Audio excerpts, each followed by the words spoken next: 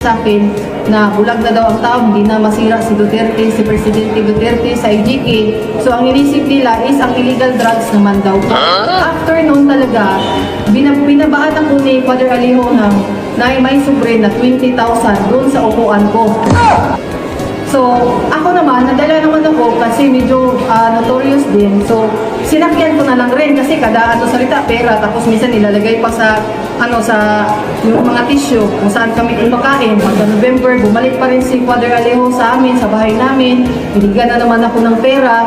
Ang gusto mangyari ni Senator Trillanes, tatawag ako sa kanya, ito ang sasabihin mo, i-re-record ko sa CP. Yun din ang ginagawa niya kay Motabato at sa kay Trillanes para daw walang ligtas. Mayroong drugs na ini-involve din na si Presidente Duterte. So, nagtanong ako, bakit may drugs? Kasi nga daw, hindi na daw maniniwala ang tao sa IGK. So, pagdating doon sa Maynila, doon sa may forum, nakita ko si Las Cañas. So, katong time na to, nakuyawan ako kay kanang nakasabot di ako libel o kanang forgery.